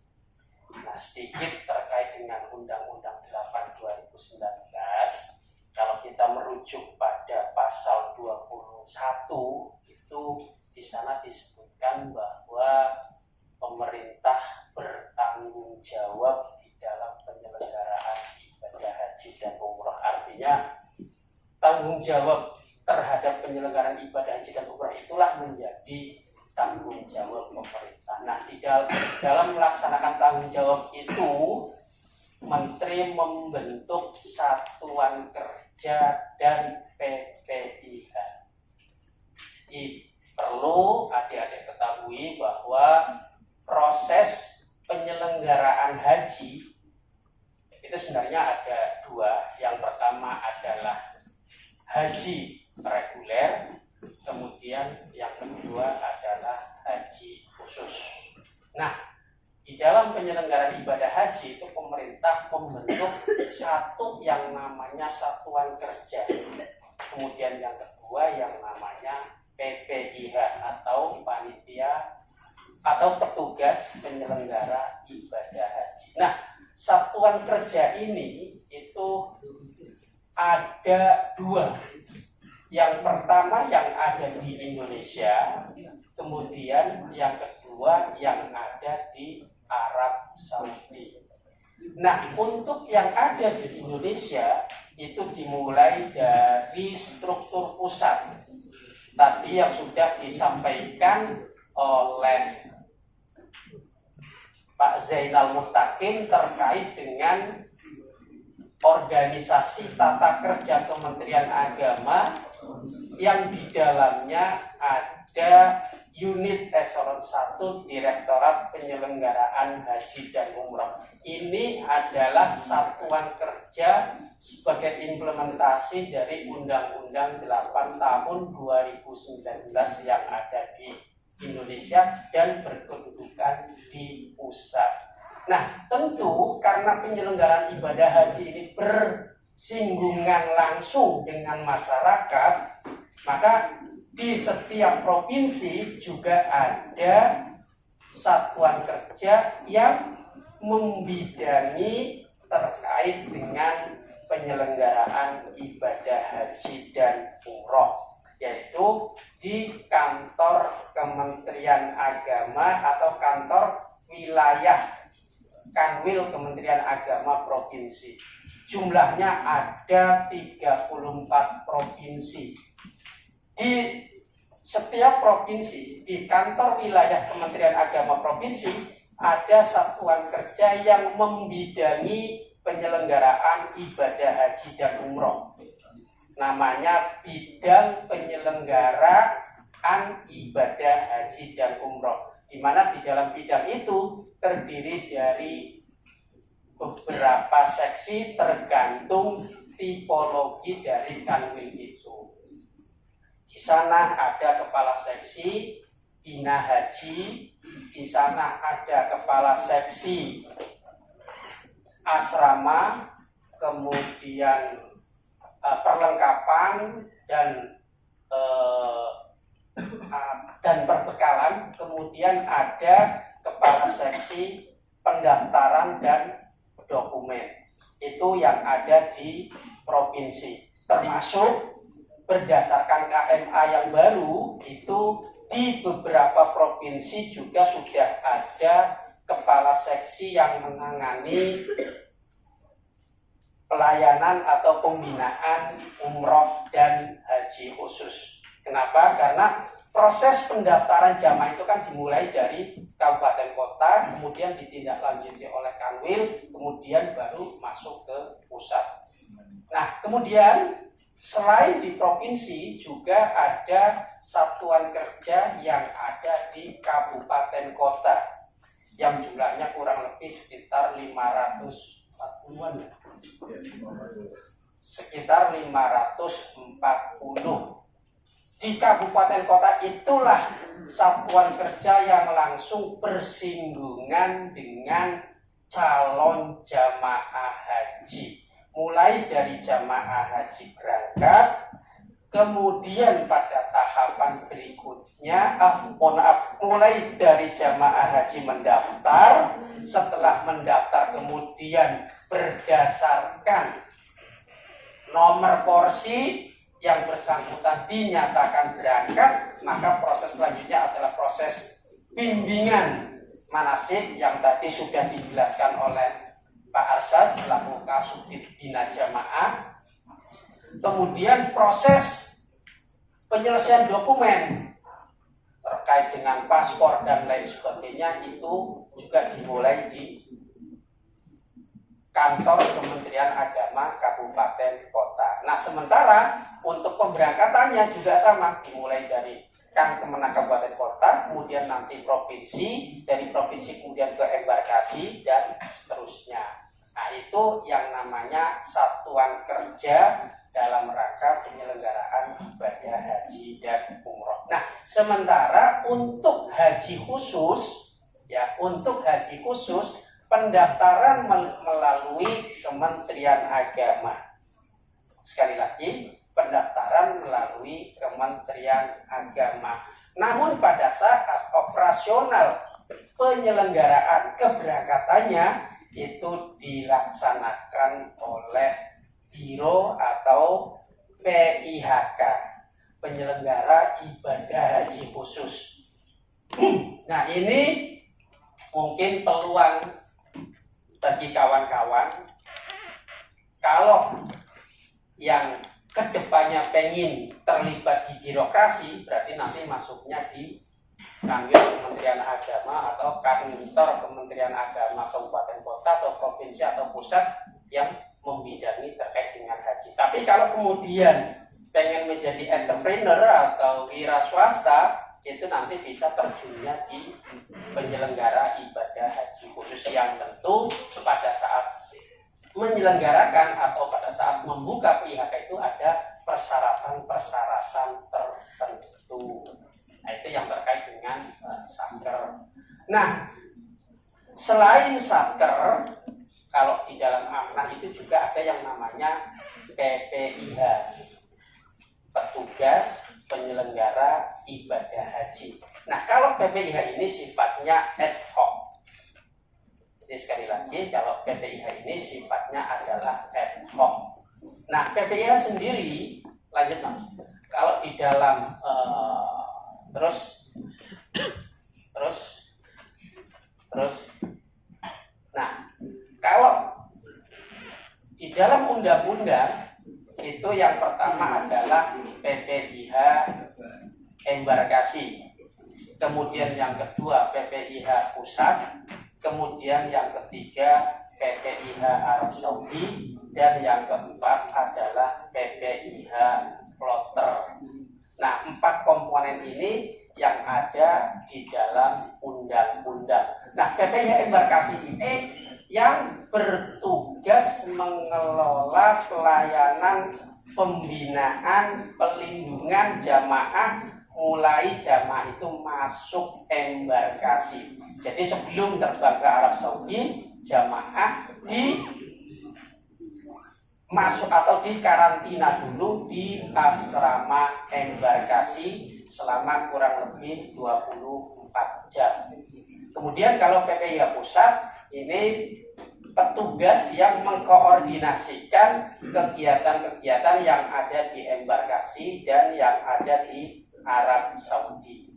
Nah, kemudian di Arab Saudi sendiri itu ada namanya PPIH Arab Saudi yang ini petugasnya ada yang direkrut atau diberangkatkan dari tanah air, juga ada yang kita rekrut dari warga negara Indonesia yang bermukim di Arab Saudi atau mahasiswa yang sedang belajar di negara-negara sekitar Arab Saudi. Nah, yang terakhir adalah PPIH plotter. Nah, untuk saat ini, jadi keberangkatan jamaah ke Arab Saudi untuk haji reguler itu berdasarkan atau dalam kelompok terbang. Yang kelompok terbang itu masing-masing embarkasi berbeda-beda sesuai dengan tipologi pesawat yang mengangkut. Jadi kalau untuk embarkasi Solo itu jumlah jamaahnya ada 355 jamaah dan 5 petugas. Sementara kalau embarkasi Jakarta itu jumlah petugasnya 388, jamaahnya 388 dan 5 petugas. Yang jelas di setiap kelompok terbang itu ada petugas yang menyertai yang disebut dengan PPIH plotter yang terdiri dari 5 orang, 1 orang ketua plotter, 1 orang pembimbing ibadah, kemudian 3 orang petugas kesehatan haji yang terdiri dari 1 dokter dan 2 paramedis. Nah, ini petugas-petugas ini dalam rangka menjawab amanah yang ada di dalam undang-undang, di mana tujuan daripada penyelenggaraan ibadah haji merujuk pada Undang-Undang 8/2019 itu adalah melaksanakan pembinaan, pelayanan, dan pelindungan kepada jamaah haji agar bisa melaksanakan ibadahnya sesuai dengan ketentuan syariah. Itu tujuan yang pertama. Kemudian yang kedua, tujuannya adalah mewujudkan kemandirian dan ketahanan dalam penyelenggaraan ibadah haji. Nah, 2 tujuan inilah yang kemudian diterjemahkan dengan membentuk satuan kerja dan petugas penyelenggara ibadah haji. Nah, selain petugas yang keempat ini juga ada kewenangan dari pemerintah daerah dalam hal ini baik provinsi maupun kabupaten kota itu untuk mengusulkan yang namanya petugas haji daerah. Nah, ini jadi itu yang terkait dengan organisasi layanan penyelenggaraan ibadah haji. Nah, yang perlu adik-adik ketahui bahwa penyelenggaraan ibadah haji itu kan dilaksanakan di Arab Saudi, bukan di Indonesia. Ini sekali lagi, baik haji maupun umroh itu dilaksanakan di Arab Saudi. Nah, oleh karenanya selain ada aturan yang dibuat oleh pemerintah Indonesia, kita juga harus tunduk pada aturan yang dibuat oleh pemerintah Arab Saudi. Dalam hal ini sering kita mendengar istilah taklimatul haji. Nah, taklimatul haji itu adalah regulasi atau aturan-aturan yang terkait dengan penyelenggaraan ibadah haji yang dikeluarkan oleh pemerintah Arab Saudi dan harus ditaati dan dipatuhi oleh seluruh negara yang mengirimkan jamaah. Jadi ada dua dasar hukum terkait dengan penyelenggaraan ibadah haji dan umroh. Yang pertama adalah regulasi yang dibuat oleh pemerintah Indonesia, dalam hal ini Undang-Undang 8 dan turunannya. Nah, kebetulan sampai saat ini turunannya masih dalam proses, sehingga untuk penyelenggaraan ibadah haji tahun ini masih menggunakan turunan Undang-Undang 13/2008. Tapi nantinya itu turunannya akan dibuat mengacu dengan Undang-Undang 8/2019. Nah, sementara yang di Arab Saudi yaitu kita harus tunduk pada taklimatul haji. Nah, pemerintah Arab Saudi sendiri juga membentuk organisasi layanan. Lanjut, Mas. Terus.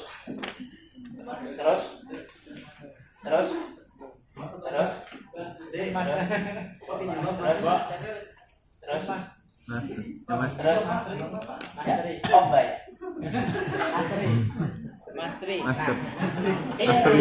Jadi pemerintah Arab Saudi itu melalui Kementerian Haji dan Umroh juga membentuk institusi atau organisasi yang terkait dengan layanan terhadap jamaah haji. Yang pertama adalah namanya Maktab Wukala Muwahhad.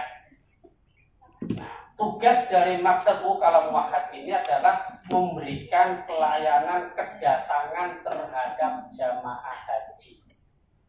Nah, kalau kita kebetulan ke Arabnya itu naik pesawat, berarti kita akan berhubungan dengan maktab wukala yang ada di bandara-bandara. Tapi kalau jamaah yang berangkat ke Arab Saudinya itu menggunakan kapal, nanti akan berhubungan dengan maktab wukala yang ada di pelabuhan Jeddah. Kalau yang lewat darat, nanti juga ada maktab wukala yang ada di perbatasan-perbatasan. Kemudian yang kedua adalah Muassasah Adillah. Nah, Muassasah Adillah ini adalah institusi yang memberikan layanan kepada jamaah haji selama berada di Madinah. Jadi kalau tugas dari PPIH itu sebenarnya dalam rangka membantu tugas-tugas organisasi ini. Kenapa? Ya karena jamaah kita kan berasal dari desa yang notabene tidak bisa bahasa Arab. Jangankan bahasa Arab, bahasa Indonesia saja banyak yang tidak bisa. Bahasa Jawa, Pak. Inilah kemudian dalam rangka menjembatani itu pemerintah membentuk yang namanya tugas penyelenggara ibadah haji. Jadi kembali kepada organisasi Muassasah Adillah, itu tugasnya adalah memberikan pelayanan kepada jamaah haji selama berada di Madinah. Jemaah haji dari manapun nanti akan berhubungan dengan Muassasah Adillah. Kemudian yang berikutnya adalah Muassasah Tawafah. Nah, Muassasah Tawafah ini institusi atau organisasi yang bertugas memberikan pelayanan kepada jamaah haji selama di Mekah dan Arafah, Musdalifah, Mina.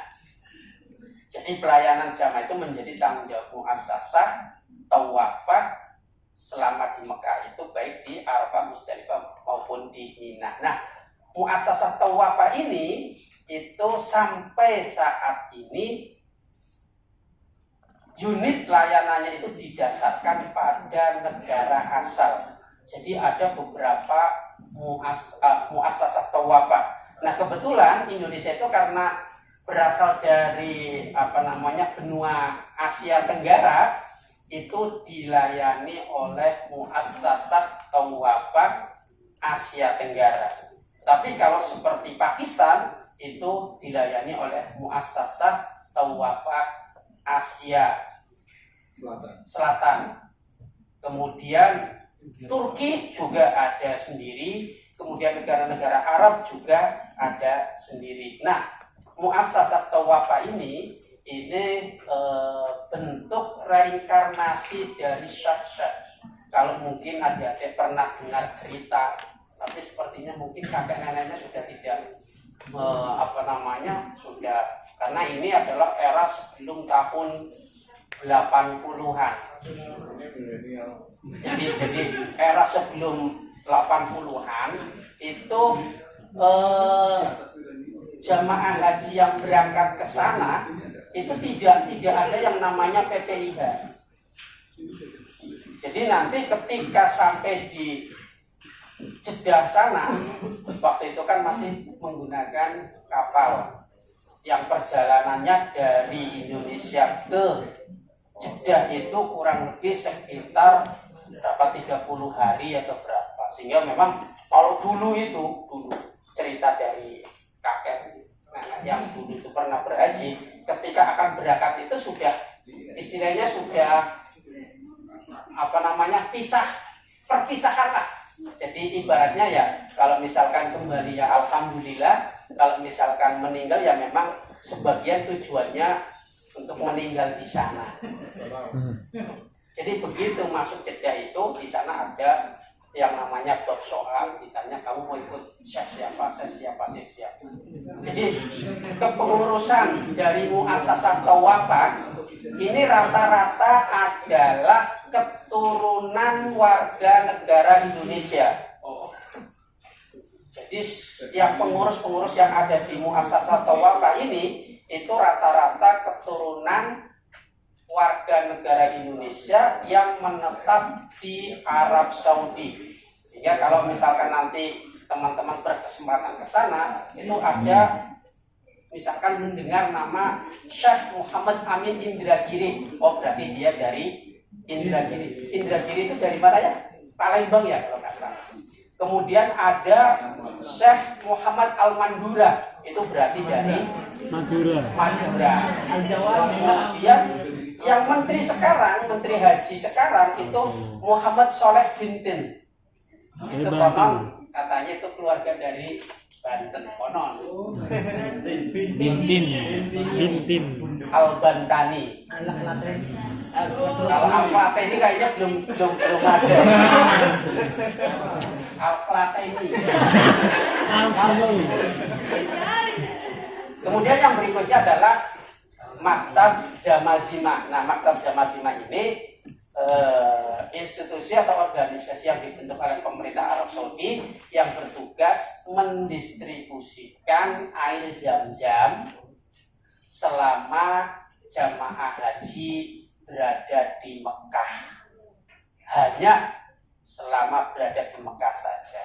Nah, kalau pada saat kepulangan itu beli. Tapi kalau selama di sana dia akan ada jatah dari dari pemerintah Arab Saudi yang dikirim atau distribusikan ke hotel-hotel, kemudian di sekitar Masjidil Haram dan Masjid Nabawi. Kemudian yang terakhir adalah Nakabah Al-Mahlis Sayyarah. Ini institusi yang diberi tugas untuk mengkoordinasikan pelayanan transportasi darat antar kota. Jadi sebagaimana kita ketahui bahwa kota tempat atau yang terkait dengan penyelenggaraan ibadah haji kan ada 3. Yang pertama adalah Jeddah, kemudian yang kedua Madinah, kemudian yang ketiga Mekah. Meskipun kalau puncak manasik haji itu kan adanya di Mekah, yaitu di Masjidil Haram dan Al-Husna. Namun demikian selama ini kota-kota yang terkait dengan penyelenggaraan ibadah haji itu adalah yang pertama Jeddah, kemudian yang kedua Madinah, kemudian yang ketiga Mekah. Nah, Jeddah sendiri sebagai pintu masuk jamaah haji. Kemudian Madinah juga sama sebagai pintu masuk jamaah haji, tapi juga sebagai tempat ziarah bagi jamaah haji. Sementara Mekah adalah sebagai tempat pelaksanaan. Nah, untuk transportasi jamaah mulai dari Jeddah ke Mekah atau dari Madinah ke Mekah dan sebaliknya itu dikoordinasikan oleh lembaga yang namanya Naqobah Ammah Lis-Sayyarah.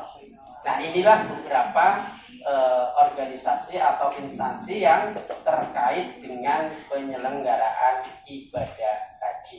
Nah, terkait dengan penyelenggaraan ibadah umrah itu hampir sama, cuman istilahnya saja yang berbeda. Nah, ini sekedar tambahan sharing informasi terkait dengan organisasi layanan penyelenggaraan ibadah haji baik yang dibentuk oleh pemerintah Arab Saudi maupun yang dibentuk oleh pemerintah Indonesia. Dan adik-adik yang kebetulan menggeluti manajemen haji, nah organisasi-organisasi ini harus dipahami karena ini nantinya juga manakala adik-adik akan terlibat dalam proses penyelenggaraan ibadah haji inilah yang kemudian akan menjadi mitra di dalam penyelenggaraan ibadah haji. Demikian dari kami, kurang lebihnya mohon maaf. Wallahul muwaffiq ila aqwamit thoriq. Assalamualaikum warahmatullahi wabarakatuh. Baik, terima kasih Pak Ahmad Jauhari ya yang telah memaparkan ya. Tadi kita sudah dengar semua bimbingan tentang bimbingan jemaah, kemudian bagaimana struktur organisasi di pusat ya, bagaimana konstruksi struktur organisasi yang ada di Arab Saudi ya. Mungkin untuk ya menambahkan waktu ya Pak Wan bisa kasih ya tambahan tentang pengajian ya, silakan Pak Wan. Bismillahirrahmanirrahim. Assalamualaikum warahmatullahi wabarakatuh. Yang saya hormati teman-teman yang luar biasa, Pak Budi, Pak Arsyad, Pak Jauhari, Pak Mahdisin, Pak Zainal, Pak Rokib, Pak Krisbowo, dan adik-adik calon presiden. Amin ya Allah, amin amin. Amin ya Allah. Ya amin sing temenan iki donga temenan iki asli. Adik-adik calon menteri. Amin. Adik-adik calon dirjen. Amin. Adik-adik calon kasubdit. Amin. Tapi kasubdit terakhir Juli sudah nggak ada lagi.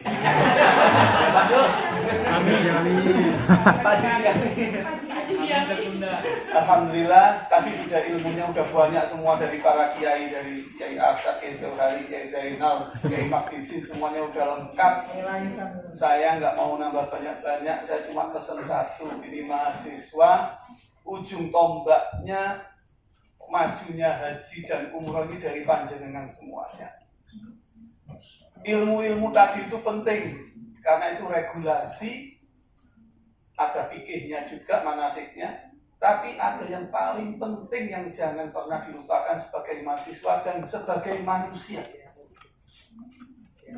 Terus bertanya mengapa, why. Ini ada semacam ini, tadi ada maktab ini, ada muasasah ini, ada naqobah itu. Yang panjenengan harus tanya itu kenapa kok sampai ada kayak begini. Nah, dengan tanya kenapa itu, why itu, sampai nanti semua bisa mengembangkan di riset-riset yang lebih detail. Ini kan mau nyusun skripsi. Nyusun skripsi itu jangan cuma nyusul kompilasi regulasi. kompilasi praktek yang di lapangan, tapi justru harus memecahkan masalah kenapa ini kok sampai terjadi semacam ini. Kenapa perempuan kok harus nutup aurat? Kenapa ketika umroh laki-laki nggak boleh pakai kopiah, ketika ihram nggak boleh pakai kopiah segala macamnya, kalau sudah ihram boleh copot. Kenapa itu yang harus dengan ungkap semua. Kenapa kok sampai antrian jemaah ini paling lama itu 33 tahun di Sulawesi Selatan, paling rendah 13 tahun di Maluku. Kenapa? Nah itu tugas jenengan semua yang sebagai mahasiswa untuk melakukan riset-riset kecil itu. Sehingga riset panjenengan ini nanti bisa bermanfaat untuk para pengambil kebijakan. Nah kalau cuma risetnya yang datar-datar saja, ya yang penting lulus. Nggak masalah kalau gitu. Nah kita jangan menjadi semacam yang itu pesan saya satu. Dan yang kedua, pesan saya dikuati ilmu dan adabnya. Karena al-adab fauqal ilm. Kita lupa melakukan riset, sudah punya amunisi untuk mengkritik, analisis, tapi tidak disampaikan secara santun. Juga bukan caranya Kanjeng Nabi Muhammad SAW. Bedanya UIN, IAI, Einstein itu adalah al-adab fauqal ilmi. Dulu saya juga senang demo ketika mahasiswa, tapi demonya ya begitu, tetap dengan cara yang santun. Demo tapi dengan cara yang santun, sehingga hasil riset panjenengan semua sekalipun tajam daya analisisnya, temuannya luar biasa, tapi kalau disampaikan dengan cara yang santun, maka bisa bermanfaat bagi nusa dan bangsa. Itu saja, karena ilmunya sudah banyak semuanya. Jangan lupa terus bertanya. Regulasi gampang bisa dibaca dan nggak bisa tetap karena bisa berubah terus.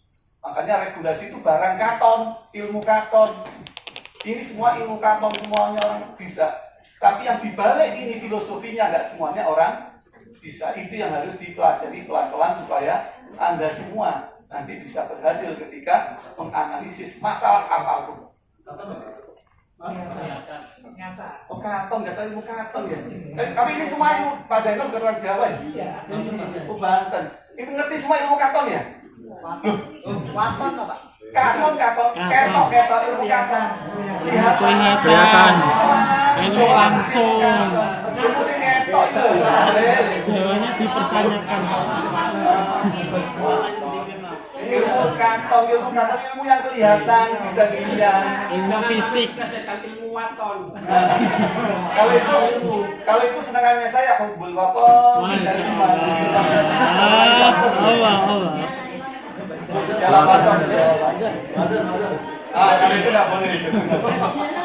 Oke, ada waktu sedikit lagi. Kalau mau ada tanya jawab, karena punya waktu sampai jam 11, monggo dipersilakan. Mumpung ada kiai-kiainya semua. Terima kasih. Allahumma biqillah wa biqillah. Wassalamualaikum warahmatullahi wabarakatuh. Terima kasih sudah kedatangan seluruh dari haji ya. Sekarang kita buka tanya jawab. Mungkin pertanyaan yang sudah disiapkan sebelum ada pemaparan atau pertanyaan yang timbul ya setelah mendengarkan pemaparan. Silakan ada yang sekalian untuk pengayahan lebih jauh, mungkin dalam skripsi atau memang keingintahuan apa saja tentang. Silakan Bu, satu-satu. Ya. Oke, Sebutin nama. Sebelumnya udah nikah belum? Sebelumnya perkenalkan, nama saya Lukman. Mohon maaf Pak, saya mau izin bertanya. Jadi mengenai penjelasan dari Pak Arsyad Hidayat, di dalam peningkatan kualitas materi dari Kementerian Agama, lebih tepatnya PHU, itu sudah sangat gencar-gencarnya untuk menyempurnakan materi dalam bentuk buku, tutorial, dan juga pembimbing yang berkualitas. Akan tetapi di sisi lain, masyarakat kita itu masih awam Pak kebanyakan. Jadinya pas ketika semisal hari ini itu ada pelatihan manasik, akan tapi besoknya itu lupa, atau paling enggaknya itu pas ketika mereka latihan lagi itu lupa dengan urutan-urutannya itu. Itulah fenomena di masyarakat kita, Pak. Terus kan di beberapa kota kan masih bisa masih bisa kebantu dengan adanya kehadiran KBIH. Akan tapi kalau di daerah-daerah pelosok seperti hanya di daerah Pantura itu kan sangat jarang Pak KBIH. Nah, yang saya mau tanyakan itu bagaimana sih Pak cara untuk menyelesaikan suatu permasalahan tersebut untuk mengatasi orang-orang awam seperti itu? Mohon penjelasannya. Dan pertanyaan yang kedua itu mengenai badan litbang, Pak. Kan tadi kan sudah dijelaskan di sini itu ada badan litbang. Nah, hasil yang dicapai dalam badan litbang selama 2019 pada haji dan umroh di Indonesia itu apa sih, Pak? Mohon penjelasannya. Terima kasih. Wassalamualaikum warahmatullahi wabarakatuh. Baik, berdiri nggak? Berdiri aja. Sebelumnya assalamualaikum warahmatullahi wabarakatuh.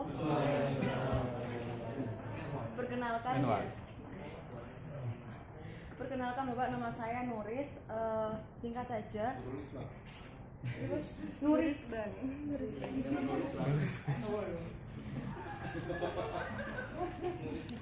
Bagaimana? Apa sih manajemen pelayanan kesehatan yang diberikan pemerintah kepada jamaah haji? Kemudian untuk permasalahan-permasalahan pada tahun-tahun sebelumnya itu yang meliputi tentang kesehatan itu apa saja sih Pak permasalahan yang ada?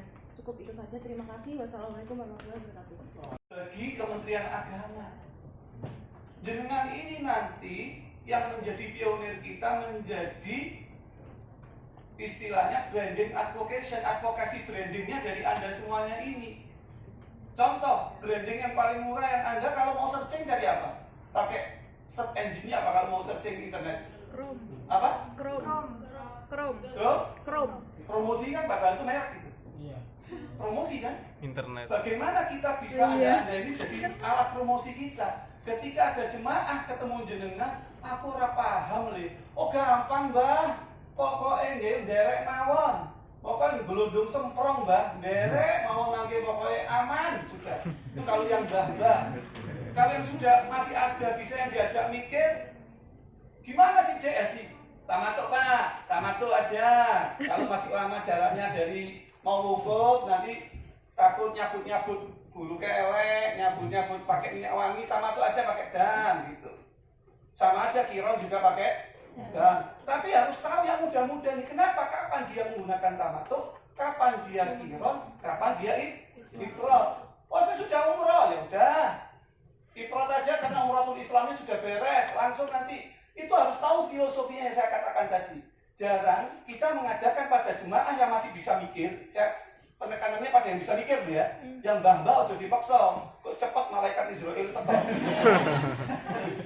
Yang masih diajak mikir itu kita ajari filosofinya sehingga dia melakukan sesuatu. Itu tahu. Saya itu kaget pengalaman haji tahun 2008 sama istri tercinta saya itu. Kalau di depan perempuan harus begitu rumusnya itu. Saya termasuk orang waktu haji dulu itu yang tidak nginep di Mina karena hotel saya dekat dengan Masjid Khaif waktu itu di Aziziyah Samalia. Jadi saya tanazul pulang ke hotel. Jadi ketika mabit di Mina itu nggak di kemah tapi di jalanan bareng sama orang-orang yang dengan Timur Tengah yang dari Mesir, dari apa nggak tahu sekarang masih boleh nggak Pak Jawa Pak. Saya tahun 2008 itu masih begitu. Kaget saya itu apa? Nah mabit kan sama orang-orang Arab, saya di atas jembatan layang itu sama orang tiba-tiba duduk anak muda itu saya tanya, Mister, muhandis, dia insinyur kan marhat, ada telah marhat, mutamatian. Jadi dia langsung ngomong, saya sekarang lagi tamatut itu. Jadi dia tahu kan kuntu karina di sana dia kuntu karina. Saya pikir insinyur ngerti langsung tamatut ini, kiron ini, ifrat ini. Lah kita ngajinya cuma linear doang. Kalau tamatut begini kondisi apa nggak disebutkan. Kiron gini kondisi bagaimana tidak dijelaskan. Jadi tadi itu Anda semua yang harus jadi agen yang menjelaskan itu. Itu pertama. Kedua tentang kesehatan haji boleh diberangkatkan. Anda semua yang juga harus menjelaskan kepada masyarakat. Hanya saja ini berbenturan dengan kultur kadang-kadang. Tahap pertama dianggap lulus karena masih pemeriksaan risti atau tidak ketika daftar.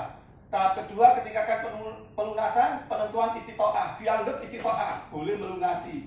Begitu masuk asrama pemeriksaan ketiga oleh pihak KKP dianggap tidak istitoah.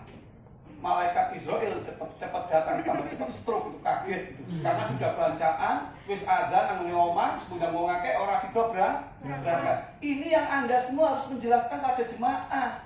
Pak, sudah pokoknya tawakal. Mudah-mudahan diparingi istitoah sampai mabur. Karena apa? Kita berdoa karena bisa saja ketika kondisi pemeriksaan terakhir standar penerbangan internasional tidak membolehkan. Itu yang harus dijelaskan. Sehingga masyarakat kita sudah siap.